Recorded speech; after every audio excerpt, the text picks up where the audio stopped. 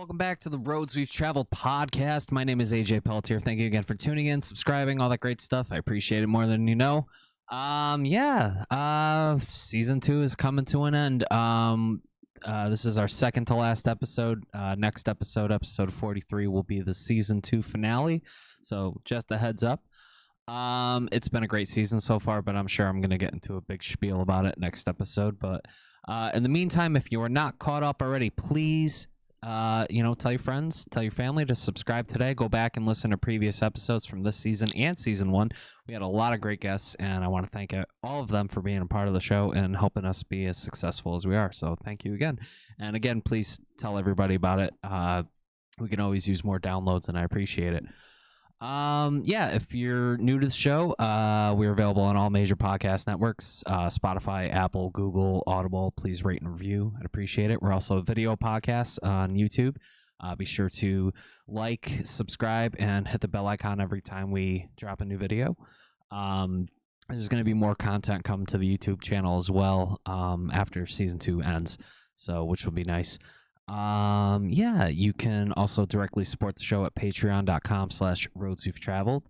You can join the Facebook group page, the Road Trippers group, which is just a great page of fans of the show to talk about everything from mental health to positivity to posting pet pictures and stuff like that, which is just great. Just something positive to help you through your day. And that's about it. I mean, if you guys want to stay up to date with me and everything I'm doing, head over to twitch.tv/jrbucklegaming. I stream every Friday, Saturday, and Sunday nights. And be sure to check out my portfolio at www.alanmpelletierjr.com. I'll be open for commission work and video work after season 2 ends. So if anyone needs anything, please feel free to hit me up there. But let's get into today's guest. Today is my friend Vern from the band Breach the Asylum. I met Vern a long time ago through mutual friends of the show and the music scene, Fear the Masses. Vern is an accomplished guitarist and vocalist. He had a venue a while back, which he talks about in today's episode, called The Room, which he had to close his doors a few years ago. He talks a little bit about it in this episode. But we talk, we have some political talks in this episode. He talks about dealing with COVID and everything like that when he had it, him and his wife. Some of his friends also have COVID that are dealing with it, at the same time. Get a little bit political in this. But then we also talk about Breach the Asylum and everything going on with them. We didn't talk too much about what was going on with Vern, like where he grew up and stuff like that, which is usually how these shows go, and that's fine. I like to, interview guests about, what they have going on about their lives, etc. But, I just let the guests just talk, and that's just, what I love about making the show is learning more about my guests, whether it's about themselves personally or what they're doing. So we did talk a lot about music, and then we talked about, our most memorable moments in music too, which was really cool. So he's also working on this great documentary that he asked me to be a part of, which I'm looking forward to, which you'll hear about in today's episode. But let's just get right into it. Let's hit the road today, episode 42 with Vern from Breach the Asylum. Check it out.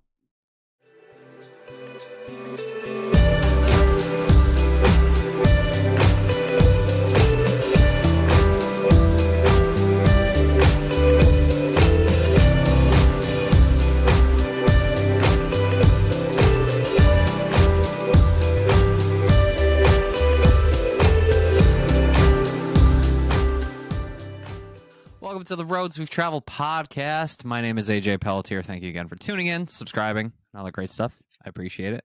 I've got a new guest today, old friend of mine from the music scene, Vern from Breach the Asylum. Vern, how are you, buddy? I'm doing pretty good, AJ. How about yourself, pal? Hanging in there as best as we all can be, It seems like this pandemic is just getting longer and longer, but, It is. I have pre-pandemic, the band was just starting to fire on all cylinders. And then as the pandemic hit, some things had to change with the band dynamic, and also some things had to change with, just interpersonal connection. You and I haven't seen each other face to face in a long time. Since probably the Fear the Masses music video, right? I think that was the last time. I think that was the last time I saw you. Was your show after that? I don't remember. Because I thought your show was after that. Maybe it was before. I mean, everything's a blur at this point. Yeah, my memory is so shot at this point too. So, but I honestly think the last time I saw you, to my knowledge, that I can remember, was probably the "Make Me Your Leader" Fear the Masses music video shoot. But that was a lot of fun that day. It was super cold. That was a fun day. And, yeah. I remember how cold it was, and Josh wanted to look tough, so he had to wear less clothing and stand there freezing his butt off. Not as much as Brian. Brian, their bass player at the time, he just wore a regular t-shirt and jeans, and it was like 20 degrees outside, and I'm like, you're fucking nuts, dude. I remember. But anyway, I mean, how have you been? How's your family been during the pandemic? It's funny. My wife and I'm not saying that our marriage has been like the perfect marriage from start to finish. We have our fights and ups and downs and whatever, like everybody. But being stuck home with my wife wasn't necessarily terrible. Like, we had a good time. My kid's a teenager, so moodiness and all that stuff. I could have probably dealt with less of that. But I mean, ultimately, like, we sat around the table, we played Cards Against Humanity. Nice. Just watched movies and listened to and played music. And, but the whole pandemic situation definitely has given me a different worldview. No, I totally agreed. Yeah, it made me think of what's important. You know what I mean? Yeah. Like, I'm constantly working all the time. Like I've said on this podcast many times, I work 2 jobs on top of making content on the weekends for, everybody between this podcast, and I stream on Twitch, but which I enjoy. Like I enjoy making content more than anything. It beats being on my feet for 11 hours at a time, standing in front of a machine. So yeah. But how are you now? Because last we spoke, you were a little sore. I'm still sore, man. My back is just it's on top of the season changing too. My back is all messed up right now, but I'm trying to lose weight to help. I've been working out again, like just lifting and stuff, so that's been helping. But once you have spinal surgery, it's all about maintaining and trying to, like, right now I had a 5-year window with this procedure, and I'm past the 5-year window now where I don't need surgery, thankfully, right now. So they were thinking I was going to need surgery again after 5 years. It's been 9 years now, almost 10 years. So yeah, but I did have an MRI done like a year or 2 ago. There's a lot more scar tissue that built up, and I had an injection done right before COVID hit, which really sucked, like, because they have to put it right where the surgery was and everything, and you're not sedated at all, and yeah, that was very painful. So, yeah, might have to go for another one. So we'll see. But yeah, anyway, I'm hanging in there though. So and we're talking about like pandemic stuff, like it was really hard for me for like just like everybody else, like not being able to see my family, like my mother, like pre-vaccine and stuff like that, and seeing my coworkers all the time more than anything. I found that streaming on Twitch really helped, or having a Discord where if we weren't playing video games, like my friends and I were playing video games, we would watch movies together and talk to each other through Discord. So it was very helpful and kept me in it, because I live alone, like, so like I don't see anybody other than coworkers. I see my cat, and now that I can finally get out and see the people that I've missed a lot, like hanging out with my niece and my nephew, who I missed so much during this whole thing, and getting to hang out with them and stuff has been really, really great, and seeing family again. So I'm glad that things are somewhat going back to normal. So, but we'll see. But I don't. What are your thoughts? Well, I mean, obviously, you know my history, but maybe people listening don't. I've obviously been playing in bands for the majority of my life since high school, and I opened up a venue. I had the room for 5 years, and we didn't make any money. 5 years of making no money, and to be honest, had we continued to just make no money, we would still be there. You know, you fell in love with the kids. Mm.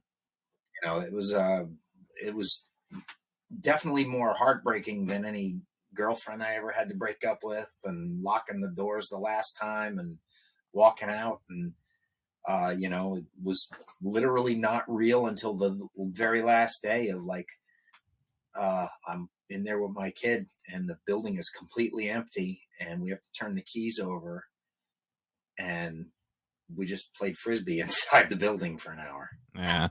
Like, just to not let go. And then as soon as that ended, I went through the mourning period of that, and then just decided, like, you know, pre the room, I was just making music. And during the room, it was very hard to have a band put together because, you know, let's pretend you're a guitar player and I need a guitar player. And I'm like, hey, AJ, why don't you come be my guitar player? Right. I have a club, so we can't play on the weekends. It's not a good pull. Yeah. You know, you're a business owner at the end of the so I had day. to be there. And yeah, so like for 5 years, anytime Breach the Asylum had a gig, it was, I'm Breach the Asylum, and then I'm like, all right, I'm booking this band and this band. I got the Spacewalk kids playing on the show. John and Chris are really good friends of mine. Here, learn these songs of mine. We'll have band practice the day of the show, and then we'll play. Yeah. And so for 5 years, every time there was a Breach the Asylum show, it was a different lineup of guys. You know, I don't know for sure that I had 2 consecutive shows with the same lineup inside a whole 5 years. Wow.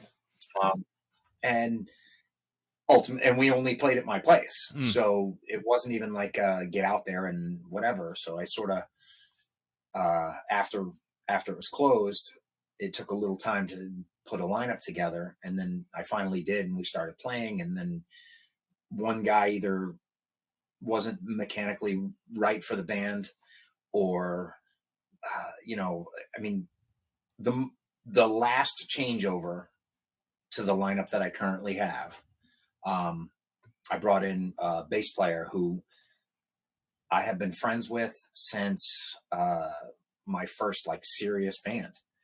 His band and my band used to play shows together. And when I was putting the band together, I was like, man, I wish Greg didn't live in fucking Texas, because he would be my bass player. Like, he's the right guy. And now he's my bass player. So I feel like I got that like final connection to the past. And it's a cohesive lineup. I mean, I got 4 guys it's 4 guys now that I'm friends with, not just 4 guys that I'm in a band with. Right. I feel like it certainly makes it easier. And with the pandemic, we had stretches where we didn't have practice 1 week because I had to go for a COVID test because of my job, because somebody came down with it. And then 2 weeks later, my guitar player's like, I'm not allowed to go to work because I have to get tested. And it's like, okay, I guess we're not practice this week either. And then it just, you know, it spiraled. And then at one point in time, we had band practice, and it was like 3 months from band practice to band practice. And then you walk in the room and like, nobody's mad. Nobody's upset. Nobody's worried about like, hey, I have to leave at this time to go to work or whatever. And there's no anger. And like, I don't know what you've experienced in your band life, but I can tell you that for me, there's been plenty of times where if band practice was at 6 o'clock and I show up at 6 o'clock and I'm waiting, and at 8 o'clock the singer's still not here, or whoever, and I'm just sitting there in practice, and then they finally show up and work doesn't get done, and it's not fun. Right. And like, that's not the case now.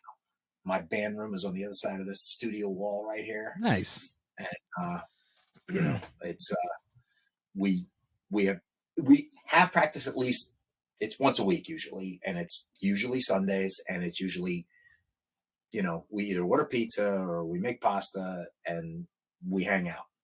And it's definitely the most different band dynamic I think I've ever had, because I've never had that. Right. I always had band dynamics where me and the bass player, I was the bass player of most bands, but like me and the drummer were Yankee fans, so we'd hang out and go to a Yankee game together. And then the other guys are like, I don't like sports. Yeah. Okay. Oh, you're going to see that new sci-fi movie? Yeah, cool. Sci-fi sucks. It's like, okay. That's kind of, it's like tiny little headbutts. And like, now I'm in a band with guys. Two of the guys in my band were in a band that used to play in my club. Nice. They were in a band called A Moose Named Dog, and they're younger than I am. I have guitars older than both of them guys. But in there, I think it makes for a better band dynamic too, because you got guys that are, I don't want to say they're more in touch with the newer stuff, because that makes me feel like I'm old, and I already feel like that when I have to get up. Yeah. But it is nice. It is nice that, Greg and I are the old dogs in the room, and then, we got the two 23-year-olds in the band that, keep us youthful. Yeah, it was for me, it was in the Red Days, it wasn't really that dynamic at all, because it was just like we would come to practice, and where we used to practice towards the end, we were practicing in a storage unit that my drummer had. That sucked. Like, there was no AC in the summertime. Yeah. And then it was fucking freezing in the wintertime. But we had like space heaters and shit like that. But nobody bothered us though, so that was cool. And but yeah, like, we would never hang out other than shows or band practice, and there was never that dynamic. I mean, like, maybe with me and Chris a little bit, because like he would invite me to his house a couple times, and like I'd come hang out when I could. But like, other than that, like, I think I've only been to Pete's house maybe like once or twice, and that was like back when I first joined the band, and when we used to practice in his basement. But other than that, we never really, I think I went to one concert with Pete, but like, it was just like, I understood, like, they all had families, they all had kids, right, and stuff like that. I was just the single guy that worked too much and stuff, which was understandable. But at it sounds like that's the guy you're describing still. Yeah, unfortunately still single. Yes. But yeah, we never really had that dynamic where we were like good friends. You know what I mean? Like, we were band members, and it was a business at the end of the day. And I think that's what definitely put a wedge between a lot of us, because there were a lot of tensions at times, like some arguments about directions, which way we should go. And it was just like, it just wasn't fun for me at the end of it. And Chris and I both left, and we were just like, yeah, I'm ready to move on. Like, I don't want to wind up hating anybody. So let me just dip out before things get worse. And it just felt like a business, and it just wasn't fun anymore for me at the end of the day. That's why I left. So I don't know. Maybe one day I'll get back into music, but for right now, I'm perfectly happy doing what I'm doing now. So I gotta be honest. I don't know that I could be if I didn't have a connection. Like, when I had the club for 5 years, the idea of opening that place meant I couldn't play. Right. Like, it just flat out meant I had to sacrifice that part of myself if I wanted to do this other thing. And I did. And I don't regret it. Obviously I wish I could have all the money I spent back, but yeah. But I don't regret it. But then once that ended, my mind started to go in this direction of, I've been spending years writing songs, and I've always been in a band where I was the bass player in almost every band I was in, except for my first band. I was a singer in a band in high school, and then we did like Motley Crue type stuff, and which meant I had to do that kind of screaming and singing. And Oof. we got to a point where it was like, I can't hit those notes, but I was doing it anyway. And it was like, we'd be a good band if maybe I didn't sing it. Yeah. And so I was learning guitar at the time, and I had a problem with chords. Bass is one note at a time. So I was a bass player for 20 years. And I continued to write stuff. But most of the time in the bands, like in Witness Relocation Program and in Frail, we wrote together. And it wasn't my project or my idea. It was our idea. And I don't have, I certainly don't have any issues with how anybody else does their process. Right. Because I've been in situations where I had a singer when I was in a band called 11th Hour. And I learned a lot about how to be in a band by being in a band with Kevin, who was the singer. I would go to band practice, and if we were going to work on a new song, I'd walk in, and sitting on top of my amp was tabs. He wrote out tabs.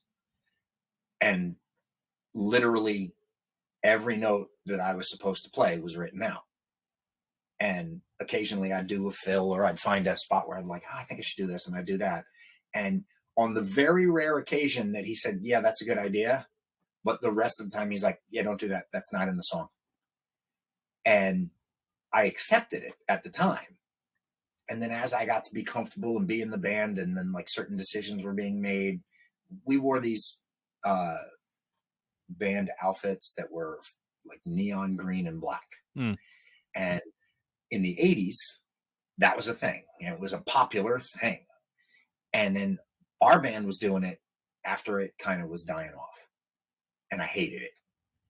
And so they're like, you have to wear the colors or you're not going to be in the band. And I was just like, can't I just wear the black?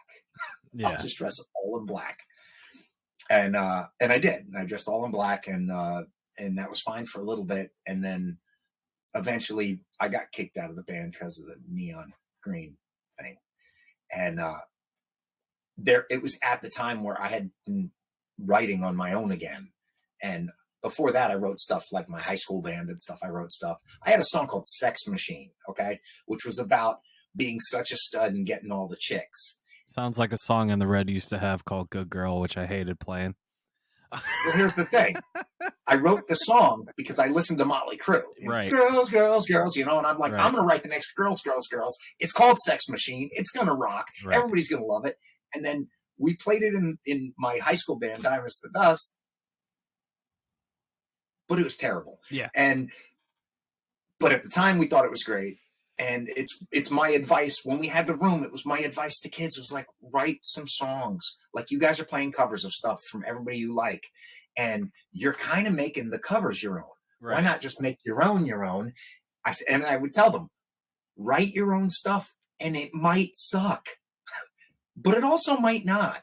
And if it does suck, your next one won't. Right. I feel like that's where I am now. I feel like, and maybe it's just me used to me, but I feel like the stuff I'm writing now is more central to who I am as a person. It's more in contact with life on the outside world in a way that my stuff high school and slightly after wasn't. Right.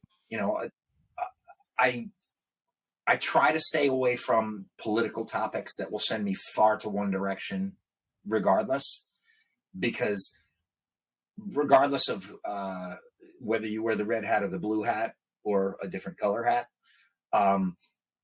regardless of that, your president or your presidential candidate is hated by 50% or more.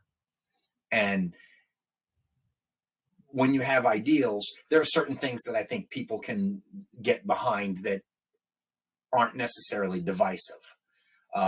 Rage Against the Machine, one of my favorite bands. Love Rage Against the Machine. They're obviously left. They just are. And they know that. My stuff is more rock central. Mm-hmm. So if I just decide to take all my lyrics and say, you know, I'm gonna start doing my version of Killing in the Name of, and I'm gonna send everything to that side. Well, now the smaller audiences that I play in front of are now cut in half. Right. You know what I mean? And I don't I don't feel like that's my story to tell. I have stories to tell, and I feel like that's not mine. Mine's more to do with hopefully all of us. I agree. My style of writing was more about overcoming pain and trauma and dealing with it, while Pete's style of writing was more. I don't want to pigeonhole it, but it was like more like party 80s style, like Van Halen, Motley Crue kind of stuff. Where you were saying with that one song that you had, it was the same for us with Good Girl, where Yep. Pete wrote that song and lyrically and musically and everything. And we had a little bit of I don't want to say a scuffle, but like words were said. And I was just like, Pete, this isn't gonna work. Like, you know what I mean? Like, I was like, I get it. It's one of those songs where like lyrically I hated it because like it's very dated for the times that we were in, and the style of music we were going for wasn't that at all. And he was like, no, like I could hear this in like strip clubs and stuff like that. And I'm like, okay, but like we're not Nickelback. We're not, fucking Motley Crue. We're not, you know what I mean? Like we're not that style of rock. Like, and he was like, no, it's gonna be fine. It's gonna be fine. So we put it out, and I think within like 3 weeks, I don't think I got. I've never gotten so many comments, negative comments from not only fans but fellow musicians in the scene. They're like, "What is this song?" And I'm like, "Dude, I didn't write it. It's not my favorite." And I agree with everything you all are saying. Like, you know what I mean? Like, so word got back, and like Pete was like, "Yeah, okay, like I get it." So. Well, the other side of that coin, though, I'll sit and I'll tell you, like, I'm a terrible musician, Right? Because when I talk to other musicians, they start throwing around the technical jargon for how a song was constructed, and they talk about, well, I use the Mixolydian scale in the song and it's better or not. I'm just like, yeah, it was doing this. I like it, And to me, the other side of that is that I find that there's music out there that I love, that the musician side of me is like, I should really hate this. Right. This is the dumbest shit. Right. But like, Limp Bizkit Break Stuff is one of my favorite songs. It's the dumbest song ever. Like, it just is. Yeah. It's stupid, but it's fucking fun. Yeah. And so, like, I definitely feel like, right. And that actually leads into something I wanted to discuss with you, either on the air or off the air. I don't really care. We could talk about it. Sure. But I have a project that's going to come to fruition, hopefully over the next few months. With all the negative energy that is out in the world right now, I have a couple of friends who have passed away from COVID, and I'm sorry to hear that. One, I have one that's fighting for her life right now in the hospital, God. and so when I hear people talk about it in the,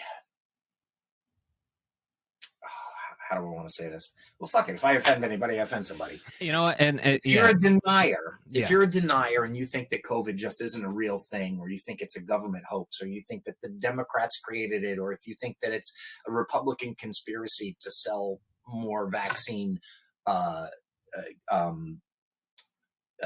policies out there to different companies so that they can make money, like, whatever your reasons for that, you can have them. You can have them. I don't give a shit. What I do care about is I have friends that are dying. I have friends that are sick. I got COVID. My wife got COVID. Like, we're both vaccinated. Right. We got COVID. And whether it's true, whether it's not true, whether you believe in the Almighty or whether you think that God is a fake, something in me makes me think that because I was vaccinated, maybe it could be the reason why this didn't put me in the hospital. Right. I didn't have to go to the doctor. I was vaccinated. I was sick for a couple days. I had to stay home, and and crack But jokes. were your symptoms like severe? You know what I mean? And this and like I'm gonna Well, touch not hospital severe. Not exactly. hospital severe. Exactly. Like And I had go the ahead. flu. Hmm. It felt like, it's just the flu. That's the other thing I keep hearing from people. Yep. It's just the flu. And I was home, and my wife actually had it worse than me. And my wife doesn't usually get sick. I get sick all the time. Like Right. if you lived in my house and you came home and you're coughing, I'm sick. I'm going to be sick. It's going to happen. And I have some health issues that over the course of some years, maybe that's knocked my immune system down. So when COVID started to become this thing full circle, where it was like, instead of, hey, there's 12 people in New York City that got this shit. Wait, now there's 180 people in New York State. Holy shit. Now it's 10,000, Mm-hmm. When it started to spread out, my panic button inside my head, and I'm not a panic guy, but I was this time, because I'm thinking, if I get it, I'll die. It'll kill me. And then so when it came time to get the vaccine, like my first thought was like, I'm going to get it as soon as I possibly can. I did research online. Everything that I read told me the same thing. Told me, get the Pfizer if you can get it. Get the Moderna if you can get it, and if you have to, get the J&J. Yeah, I got the J&J myself because that was my only option at the time. So, but it is what it is. Well, but I got it as soon as I possibly could. Yep. I got it at 8:00 in the morning. I was at work at 9:00. I felt fine. At 2:30, I left work early that day because we finished up early and was just like, screw it, we're out of here. And I'm driving home, and I'm like, wow, I'm starting to feel like crap. And I'm like, man, I hope I don't feel like this tomorrow. And then when I woke up for work the next day, felt great. Mm-hmm. And I think part of it, the psychosomatic side of it, was the inside of me going, I took this thing and now it's going to make me sick, and like, what's going to happen? No. And it's just it's just side effects. And like I want to be clear on for my listeners too. Like, I've been very vocal on my Facebook page about my views on COVID and the vaccine and everything like that. I am for it. I am totally for it. I've been for it. I didn't think I was offended when I said no. People, I certainly didn't mean you. I meant no. Yeah. No, I knew what you meant, and like, trust me, it takes a lot for me to get offended about anything. But like, no, I am pro vaccine. I am pro science and everything like that. I come from a long history of medical professionals on my mother's side of the family. My mother was a nurse. My grandfather was a doctor. I have an uncle who's a retired doctor, and I have two cousins who are currently, working in hospitals as doctors, working the front line right now with everything going on. Yeah. And so I grew up knowing that you need to listen to what your doctor says, like take your vitamins. When you get sick, you need to rest. You need to take, this type of medicine, what not to mix, this, that, and the other. So like and plus I worked in a pharmacy for a number of years too before I got into manufacturing. So like I was talking to pharmacists all the time about like if I had a headache or something, or if I had allergies, or if something was wrong with my stomach. Like, they're not licensed doctors, but they're knowledgeable about prescriptions and what not to take and what to mix and what not to mix. So I grew up knowing all this stuff. So I am totally for science. And when the vaccines came out and all this misinformation, which is such a big fucking problem, and I'm glad companies like YouTube are cracking down on it. I'm glad Facebook is cracking down on it, as much as I hate Facebook. But I'm glad companies are cracking down on it. And whether you're for the mandate or not, like, it's time we shit or get off the pot finally, because the vaccine works. And the CDC said this months ago, that if you are vaccinated, you can still get COVID, but nobody listened. And now that everyone they're saying like, oh yeah, this person was vaccinated and they're on a ventilator. Like, okay, look at the numbers. Look how many unvaccinated people are currently on ventilators in the hospital fighting for their lives right now. How many percentage of people are vaccinated in the hospital? It's either very few or none. And that's the point. Like, you're still going to get COVID, but you're not, your risk of being on a deathbed is much lower. And you still need to mask up. You still need to protect yourselves. Obviously, I still wear a mask wherever I go, but people need to talk to their doctors. People need to listen to science because, I mean, granted, the Black Plague was something completely entirely different because it was a bacteria plague Right. that spread so rapidly and killed millions of people in Europe.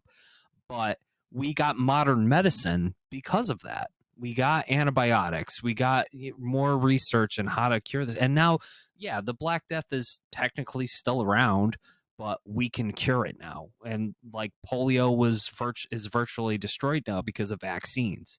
Like, And if you want to go to school, you have to get the vaccines for other things, and mandating a vaccine for this, I just don't see. I don't see how it's different. Like, the argument is, the my body, my choice people. It's funny because for the longest time, my body, my choice meant a different thing. right. And now I'm seeing that, like, on Facebook, when the circle picture, that's the thing that goes around the bottom of the circle. And when I see it, the first time I saw it, I was like, hey, finally somebody not talking about COVID, And then I was like, oh wait, no, they are. They're talking about, like, they shouldn't have to get the vaccine. They should be able to. Yeah. Well, let's take they've done their own research, AJ. Yeah, that Facebook headline or that Google headline.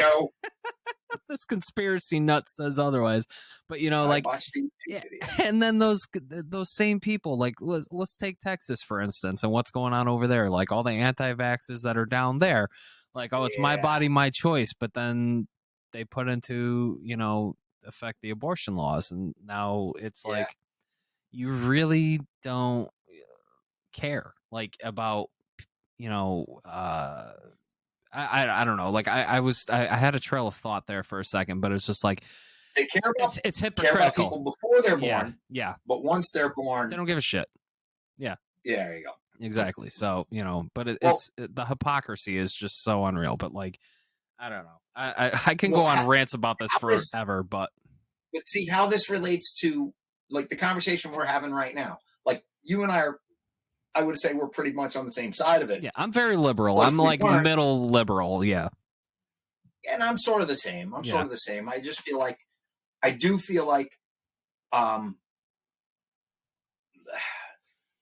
we live in a time frame where I don't care which hat it is, which party, right? But party A and party B.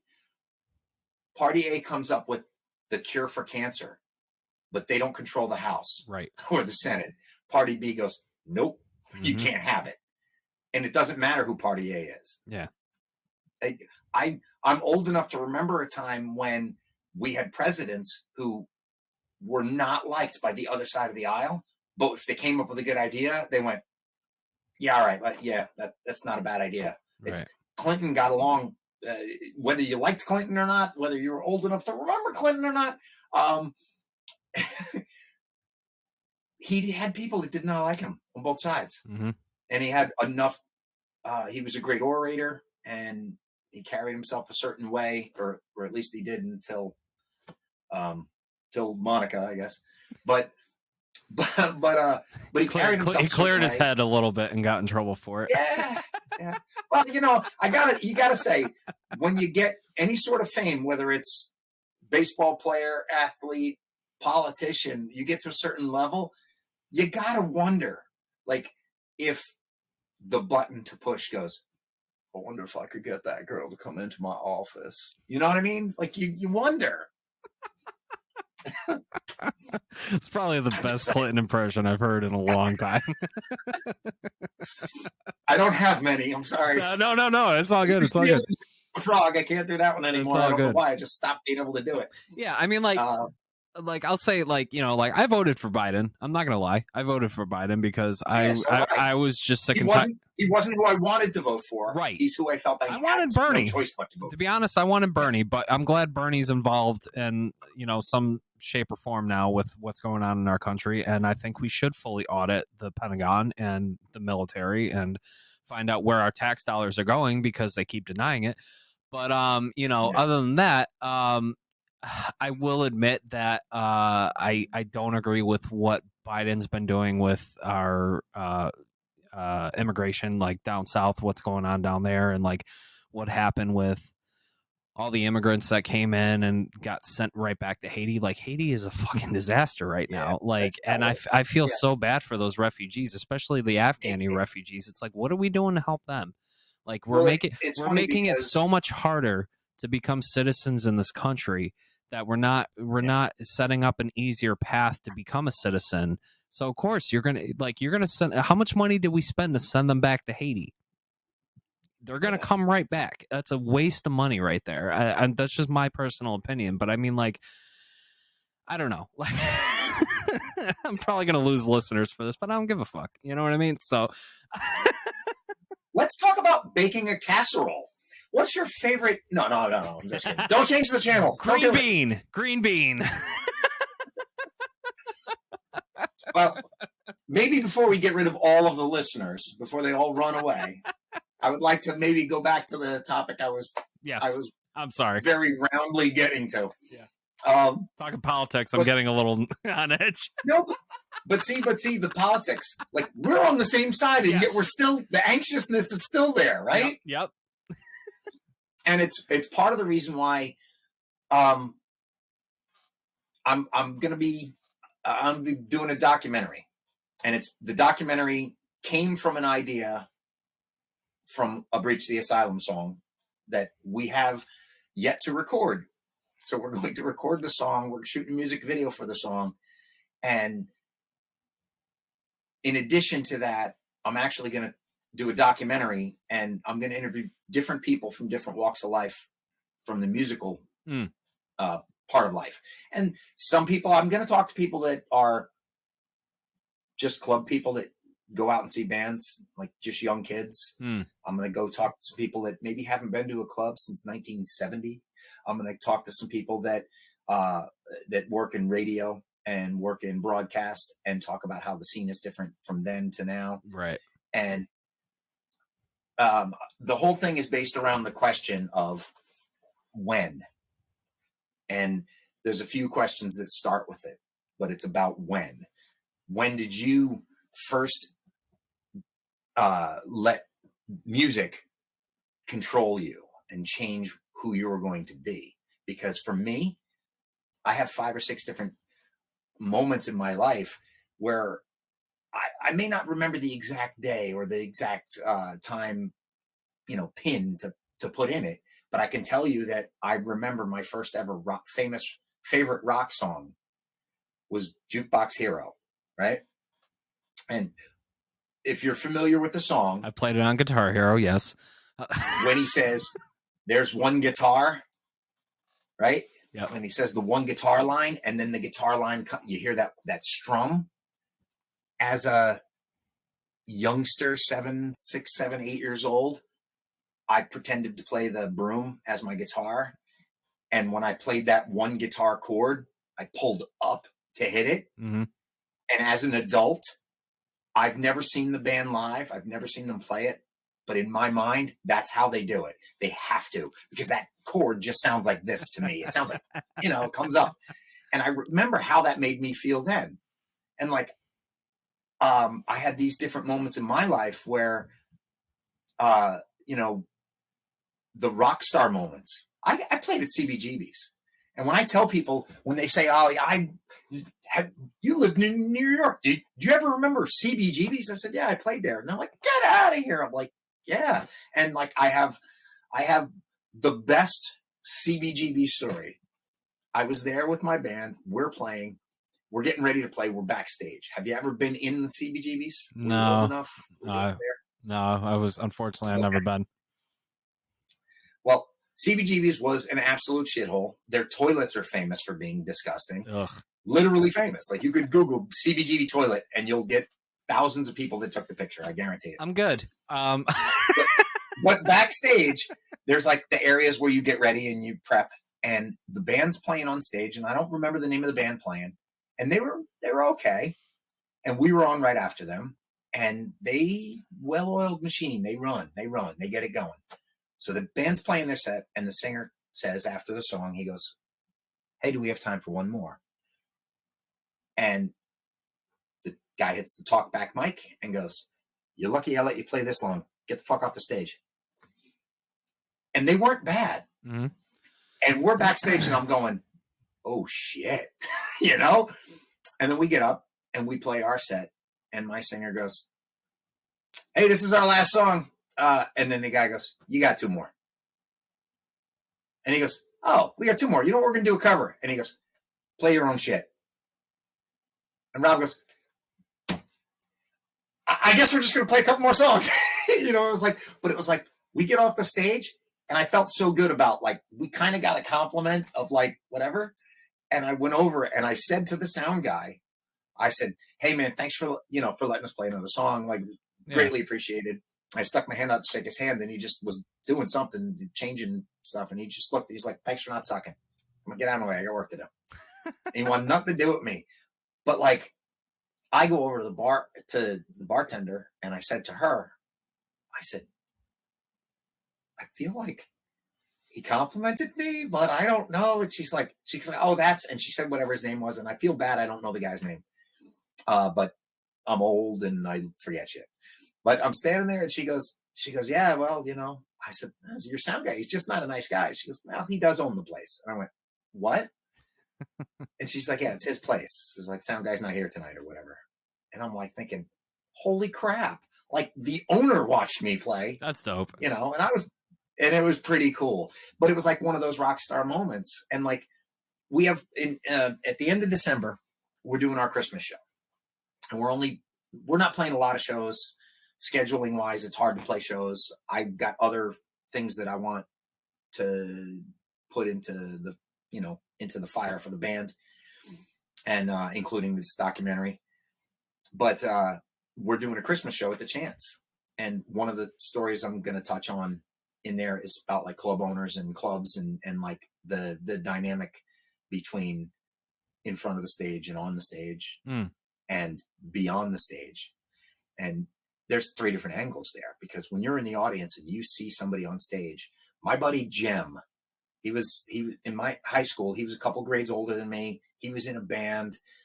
All the chicks dug him. He played on the football team. Like, he checked all the boxes, and like, he was just cool, and he was a nice guy, and like all this stuff. And I was just like, damn, I want to be like this guy, you know, except I can't play football because I'm the size of me. And, but his band's playing at the Chance. And like, I had heard of the Chance. I had never been there. And so we're trying to get to the Chance. It's in a shitty part of Poughkeepsie that if you just roll down the window and yell, "I need cocaine," they'll bring it to you, you know? And so we're looking for a parking spot, and it's shady. The club entrance is in an alley. I'm like, where are we going? Then you walk in, and I see the stage, and I see how big the place is, and the ceiling. And this isn't a club. This is a theater, you know? And I look in, and my first thought was, he made it. Like, they made it. And then I got to play there. And, you know, that feeling, it was that same feeling again when I got to play there. And then I don't know when you decided you wanted to be in a band, but I think we talked about this the other day. Yeah. I was at a Warrant concert. And after the show, I told the guy who was going to be my guitar player, we have band practice tomorrow. And it was like literally after seeing them. And then I got to open for them. I got to meet them all. That's dope. And Jerry Dixon was sitting at a table with a couple other people, and we did like a line check or something before the show, you know, right before the doors opened. And we played earlier, you know, they had a touring band that was playing with them and stuff. And he comes over to me and says, "Hey man, you guys are great. I hear you're the guy who books the shows for your band or whatever." I said, "Yeah." I said, "You know, I'm the bass player." And I'm sitting there, and the bass players talking together and shaking hands and whatever. And and he says, "Yeah, man, you guys were great, man." He goes, "You guys are probably the best band we've seen on this tour." And I said, "Get out," you know, like. And he's like, "Yeah." And then the other guy from the band, I don't remember if it was the drummer or the other guitar player, but he goes, "Yeah, hey, we played half these shows at Skid Row." And like, I was like, wow, like that's a compliment, Mm. like, and I appreciated the hell out of hearing that. And then we got to go play the show and um, in front of guys that inspired me to play in the first place. Right. And I have this wonder anytime I meet anybody who's ever been in a band, I'm like, you ever meet your hero? Like, did you ever meet one and their ideals and your ideals, meet up, or they say a thing to you that encourages you to like maybe take a step that maybe you might not have taken before. Mm. And, you know, I think that we could definitely use a little more light in the world right now because it's becoming such a dark place. Agreed. People are, I know maybe your reason for not liking Facebook might be the same reason I'm a little fed up with it myself. It's because instead of posting things that bring us together, people post shit to knock people down. Mm-hmm. And I just, I don't care who you voted for. If your guy won, good for you. If your guy lost, you get to vote again in 4 years. Like, exactly. Let's go there. Forget about the voting machines. Get over it. Work on 2024. Get over it. That's it. Yep. Yeah. Listen, I didn't vote for Trump, but he lost. Yeah. And like, they try and do all these different things. The Arizona thing kills me. And they're like, yep, you're right. We did miscount the votes. It's actually 213 more votes for Biden and it was 97 less votes for Trump. No, it was 99 more for Biden and 216 less for Trump. There you go. See, you know the numbers. I don't know the numbers. And it was from the company that they hired. It's so hired. It's like, okay, can we just move on already? Like, but that's my point. My point is, so the song is called "I Want It Back." Right. The idea is that I want it back. I mean, there's got to be a time when you were going to clubs or playing or booking shows or doing things for your band. That time frame, when you look back on that, I'm going to tell you. When I interview older people, they're going to say, it wasn't like this when I was a kid. When I saw Elvis play in concert, it was amazing. And nothing can surpass that. And I think everybody has that in them. It maybe not the dynamic of mine is so much better than yours that yours is shit. Right. But there is that dynamic of like, there was a time when it was better. And that's what I want. You know what I want back? I want back when I go on Facebook and I see my friends post about their shows or about stuff that's going on. I have no clue politically who they're aligned with. Right. I want that back. Right. I don't give a shit. Like, I have friends that will say to me, how can you be friends with that person? Because, he's obviously a Trump guy. And it's like, yeah, we were friends before he was a Trump guy. And like, we're not going to stop being friends because he voted for a guy that I think's a lunatic. Yeah. Like, we don't agree on everything. Mm-hmm. If I had to keep unchecking boxes, anybody a Red Sox fan is definitely out the window. Well, I'm a Yankee fan. If you're a Red Sox fan, you're gone. I'm a Cowboys fan. I'm going to lose most of New York. Well, this interview's over. It was nice knowing you. I'm a Sox fan. So. See you later. But there was something that you were saying though about like when you that moment, you know what I mean? And we were talking about it briefly when you were messaging me while I was at work, and since I had more time to think about it, it was like, I don't know if you mind me telling you, but no, go for it. It was like I said in our messages, it was when I'll be interviewing you again with a camera. Or you'll have to repeat yourself. Or you could just take this. So we'll get it on one take. Okay. No, for me, it was I got that Break the Cycle record from Stained from a friend. Okay. They let me borrow it. I believe it was 8th grade. And at the time, I was like I've expressed on the show plenty of times, like I suffer from depression. I have a lot of anxiety and stuff like that. And now I'm taking medication for it. And my mental health is a little bit more under control now. And I also see therapists. But at the time, I wasn't the most popular kid. I was getting picked on a lot. There was trouble at home going on, and I was just getting into rock music, like slow start. Like I started with like alternative, like Fuel and Creed, and I don't care what anybody says. I loved Creed. Listen, I Scott Stapp kind of went off the deep end or Yep. whatever, but Amazing vocalist. I know you're recording this, Yep. and people are going to hear it. I am also a Creed fan. I've seen them live, and I think that the cycle of life, the way things have gone, they had to replace the singer, and they got a guy, and then that guy ended up hanging out for a little bit, and then now next thing you know, he's playing with Slash, and probably my favorite band that's come out in the last few years has been Slash with Miles. Well, Alter Bridge is amazing. Alter Bridge is yeah, I love Alter Bridge, but yeah, no, like I started with that, and then my friend was like, "Oh, you should check out this band, Stained," and I'm like, "I don't know who the hell they are, but all right." And they let me borrow Break the Cycle, and from start to finish, every single song on that album I connected with in some way, shape, or another. So I immediately picked up everything they had. I was a huge fan ever since. The first time I ever saw them play live was I won tickets to go see them at the Webster Theater in Hartford. This is way before the end of the Red Days. They were doing Who'd they play with? Dude, the lineup for the show was insane. You could not buy tickets for the show. You had to donate food to Food Share in order to get a lottery ticket to see if you would get tickets for the show. Okay. I wasn't at that show then. I won them off the radio for answering questions right. So, but they played with Low Pro when they were still around, Smile Empty Soul, Shinedown when Shinedown was first around, and then Stained Closed the show, I should say.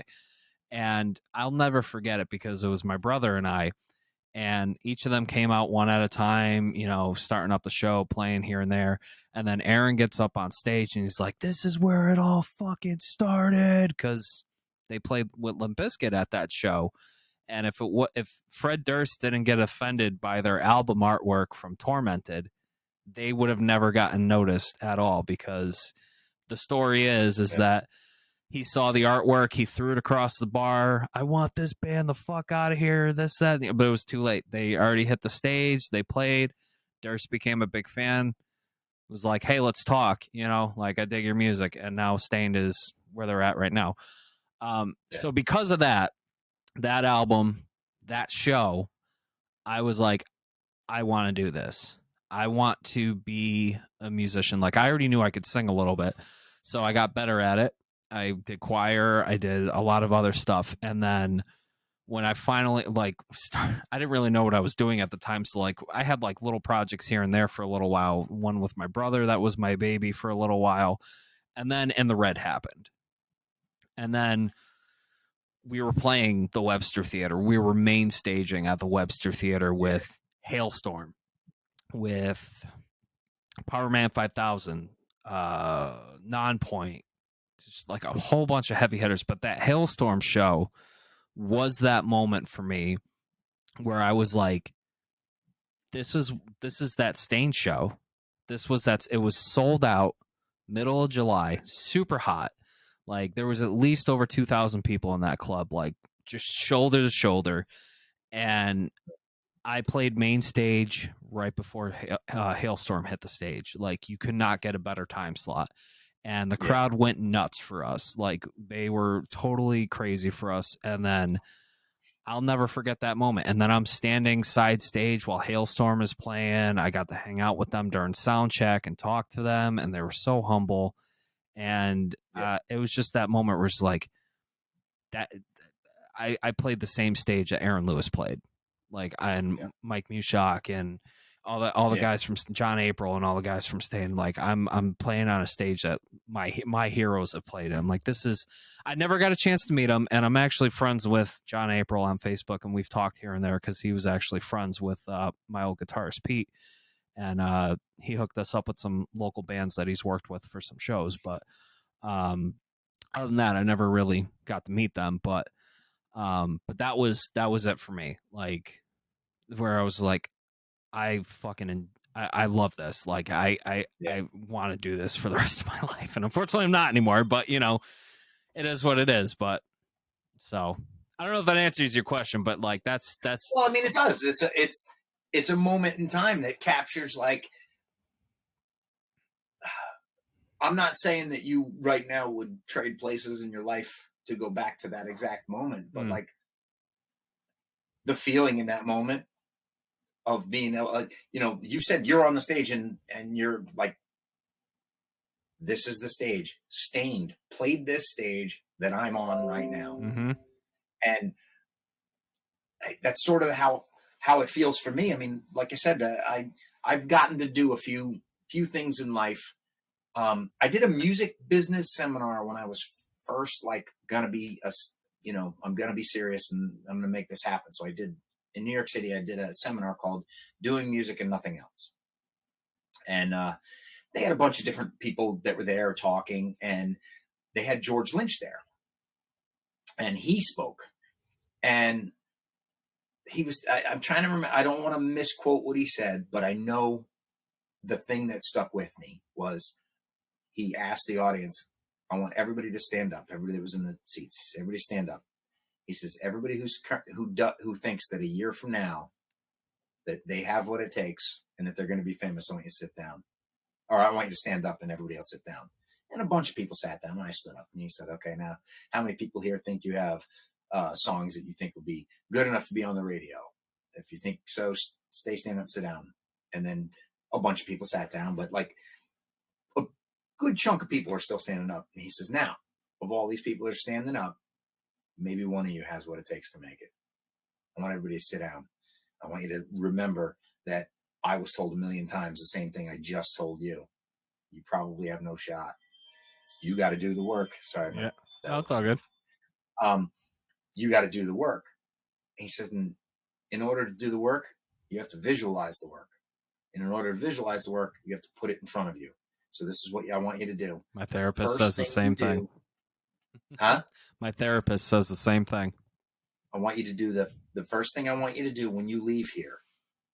He said, if you're in the hotel tonight and you're coming back for tomorrow's, because we stayed for a couple days, me and my singer.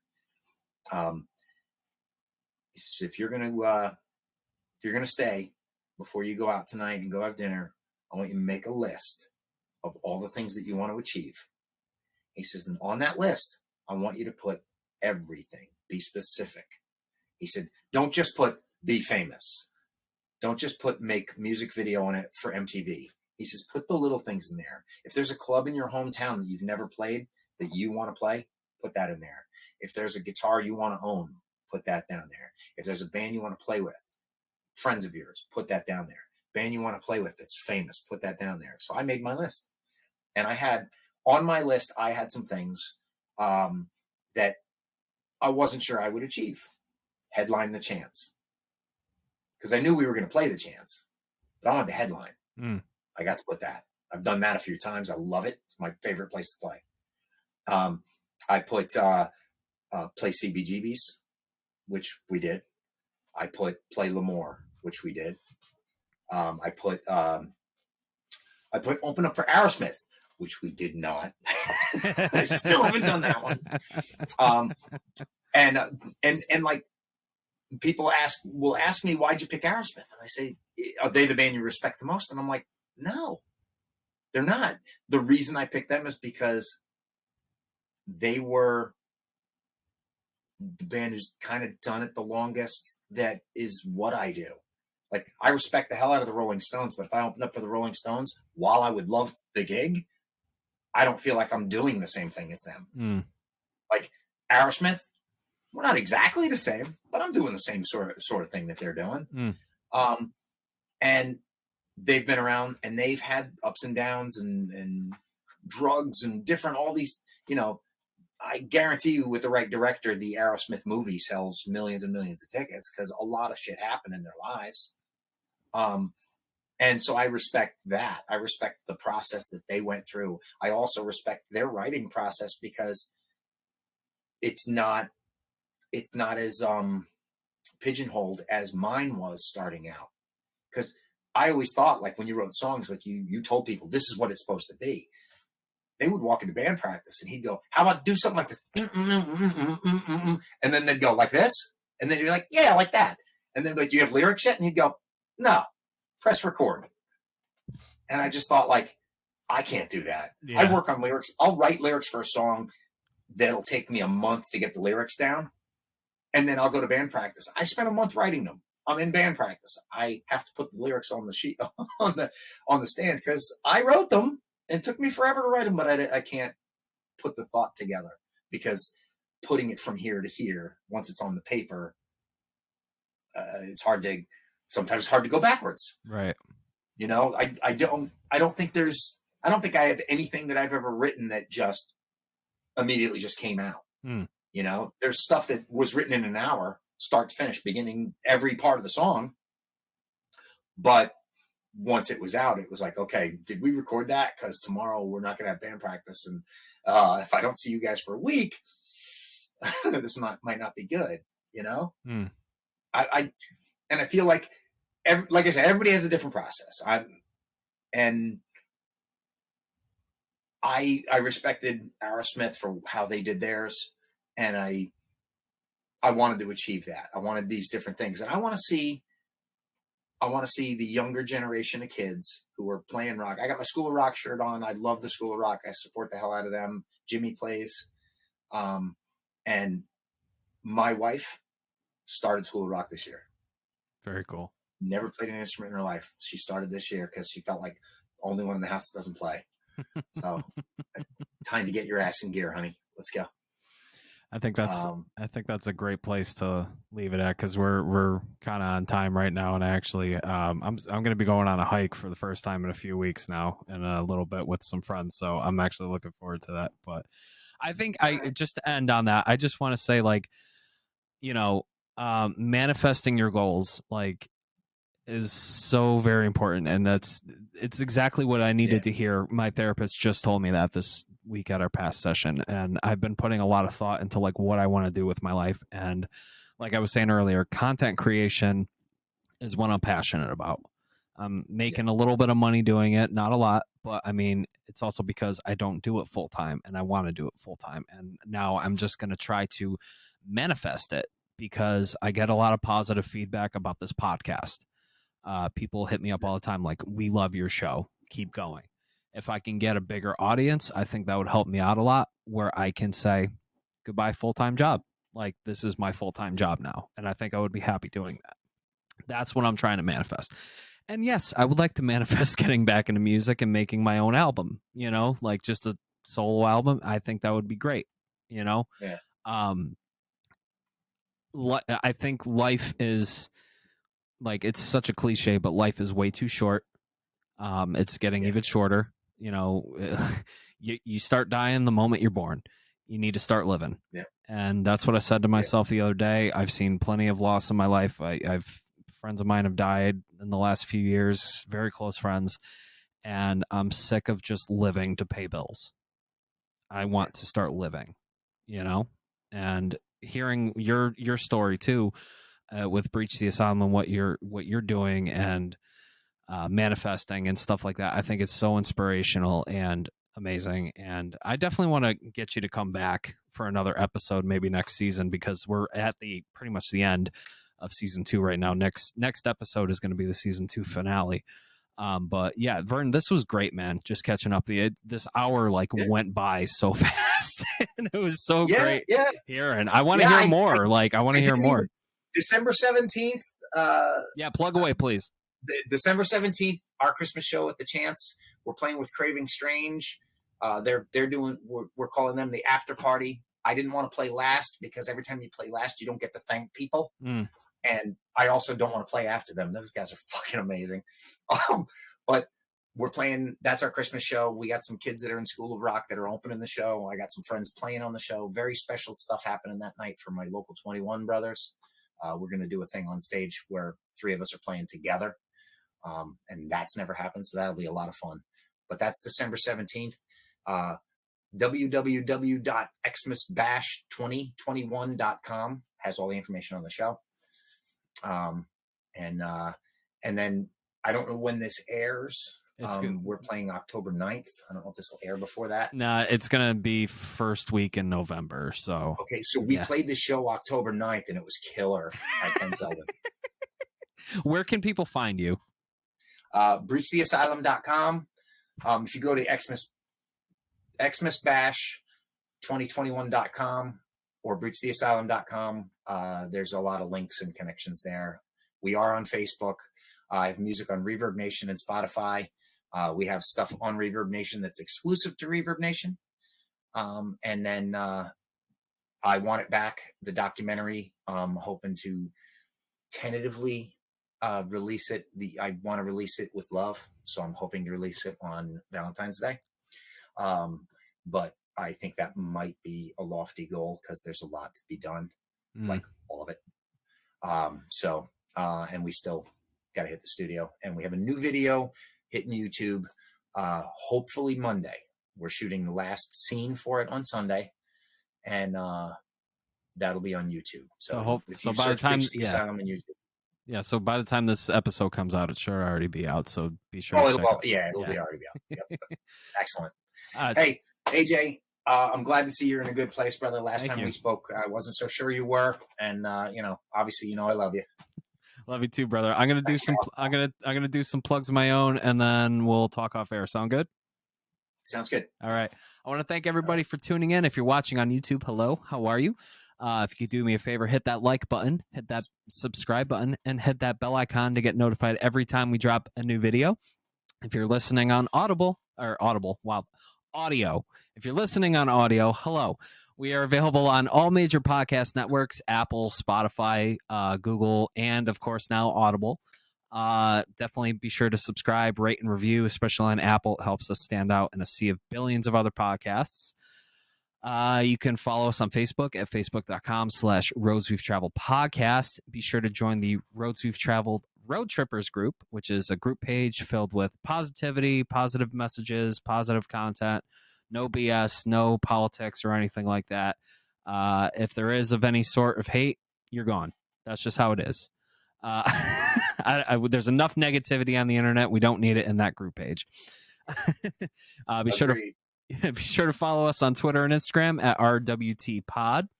If you want to directly support the show, head over to patreon.com/Roads We've Traveled. We have merch available on TeePublic. If you head over to TeePublic, there should be a link somewhere on one of these pages where you can buy some merch I designed myself. You can also follow me on Twitch at twitch.tv/JRBuckleGaming. I stream every Friday, Saturday, and Sunday nights. We've been doing a lot of party games lately. We did Jackbox last night, which was a lot of fun. We haven't played Jackbox party games in a while. And if you want to check out my portfolio, head over to www.alanmpelletierjr.com. Hit me up for graphic work, video work, whatever you guys need. I'm a man of many talents, and I don't sleep. So, Vern, again, this was amazing. Thank you so much for being on the show.